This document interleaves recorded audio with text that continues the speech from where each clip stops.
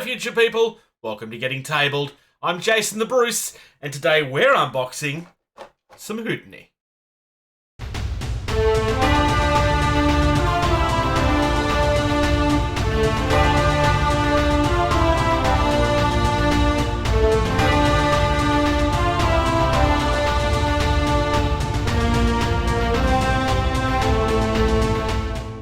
So this is one of the box sets for the Big Hat crew. So this comes with some Bajonistas, and we have George and Olaf. So I'm going to be going through this today for a couple of reasons. A, I need to open it. And B, hopefully I have a game coming up next weekend. And at time of recording. This won't go live until after that. But I'm kind of hoping that I can use George and Olaf in the game.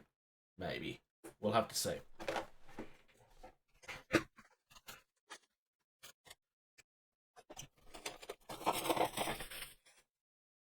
Alright.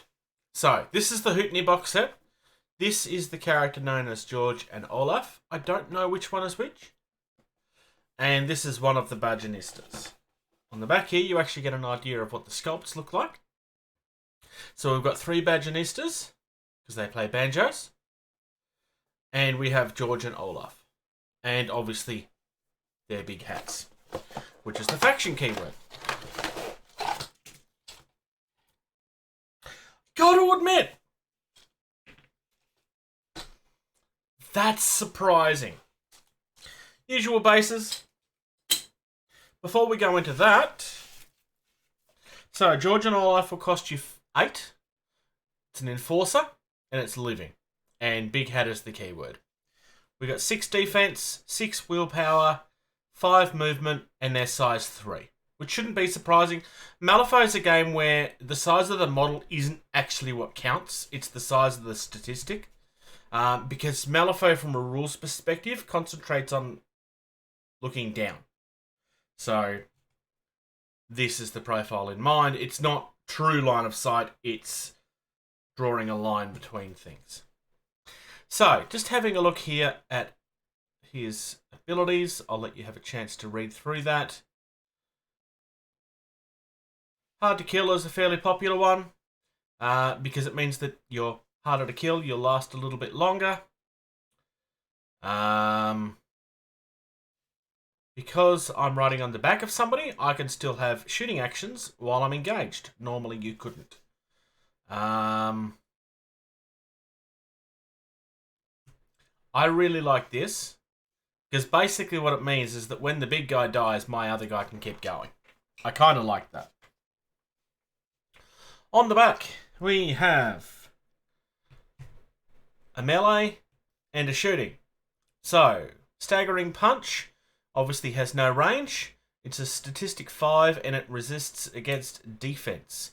So, in this particular game, you've got 2 different ways to try to defend yourself, either with resistance, so either with defense or willpower. In this case, you would be forced to use willpower. You are doing 2, 3, or 4 damage and gain staggered if successful. And I'll just give you a chance to read through the rest of those triggers. We can cover how Malifaux actually runs in a different video. Custom firearm is obviously his gun, so that's a 12-inch range. This game does take place on a 3x3 board, so 12 inches is actually nothing to really laugh about. That's quite decent.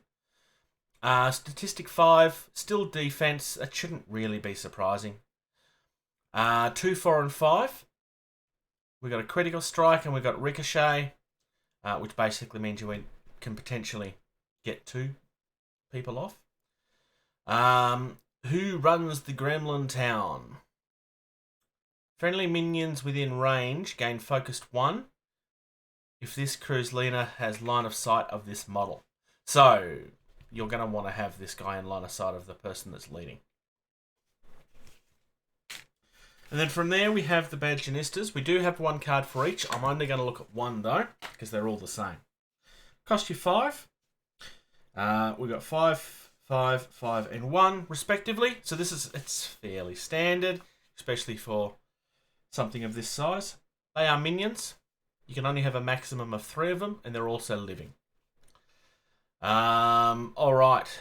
Give you a chance to look through the abilities there. Has the same Bayou Bash that the other guy did. And the same demise ability that the other one did. They tend to be doing this with the... Oh, there's something I didn't actually cover. 8 wounds versus 5. The way that they're doing... They box things together in these box sets now. And that's because Malifaux is one of these games where there was too many things on shelves. And it became a problem for stores trying to carry the game. Because you just didn't have enough space for everything. And it became really hard to find things on the shelf. So they've started boxing things together that actually work in a similar manner. So you'll always find that the keyword will match. And then they'll probably have some similar abilities. Not necessarily the same, just similar.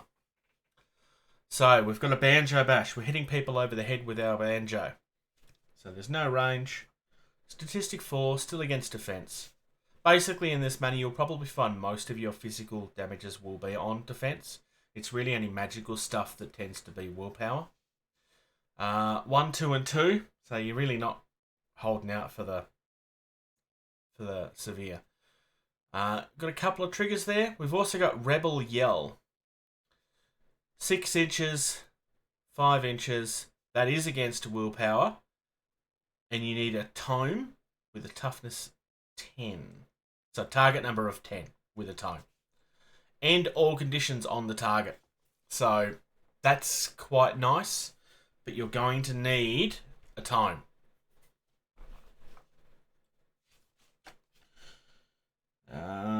And there's nothing that has it built in that I can see. Tactical actions. This is a quick action. Pluck the strings. Range of 4. So that's actually a pulse of 4.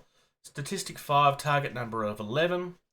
Enemy models within range must pass a target number 13 willpower duel. Or gain distracted. Distraction's actually quite fun. Dueling banjos. Another friendly Bajonista may immediately take the pluck the strings action. So, one after the other. I kind of like that. But the important thing here is the sprues. I want to have a look at the big guy first. Got his head here. He's quite a big, beefy boy, to be honest. That's the guy on his shoulder, I believe. I'll be able to figure that out when I turn it around. This actually looks a fairly simple model, which is really saying something, because usually it's really, really hard to build this stuff. So, that is the head of, well, it's part of the head of the guy and the body of the guy on his shoulders. That plugs into there. Now, you could probably make the argument that, hey, why are those 2 different pieces? The reason that they will have done that is because then you actually get the seam of where the mask would be, whereas it would be very difficult to sculpt that otherwise. A lot of the things that people complain about, honestly, quite frequently, very, very simple to answer. And this is quite nice. Olaf actually has his name on his knuckle dusters. I love that. That is really cool. Looks like we might have quite a bit of mold lines on here that we'll need to clean up. That's nothing super unusual. Really nice looking model though. I'm really looking forward to getting some paint on that. Probably won't happen before my game, but I do need them. Well, I do need at least him built before my game. This is the Bajonistas, and what you'll usually find is that they're usually put together. So this is one of them. That's another. And that's our last one. That's usually the way it will work, hence why we've got A, B, and C. Now, I would recommend going onto the weird website and checking out the build instructions.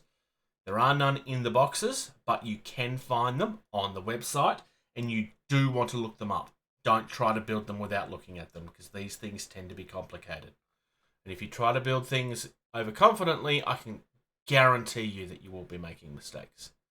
It's just kind of the way it is. So as far as the minis is concerned, this is honestly quite good. The only negative thing I have to say is, as much as I understand why you made the boxes bigger so you can fit more in them, in the case of what was in this, you didn't even need half the size of this. It's quite pathetic that you have two such tiny little sprues inside this box. Like, that's absolutely pathetic. I don't want to harp on about environmental impacts and so forth, but it's definitely an impact on that. And don't get me wrong, these boxes are beautiful. I understand that you want things to show on the shelf, but really, product-wise, look, this is beautiful. Really? Thank you very much for checking out this video. If you're enjoying the content of this channel, please like and subscribe. If you're in a position to do so, please check out patreon.com/gettingtabled. You receive early access to at least 80% of all videos that we put out, and you get access to the video edition of all of our podcasts the day that they're uploaded. If you'd like to check us out on social media, facebook.com/gettingtabled is the most active. We also have a Discord server. You can email our team at gettingtabled@gmail.com. If you're on either Twitter or Instagram, you can find us at gettingtabled. And until next time, play more.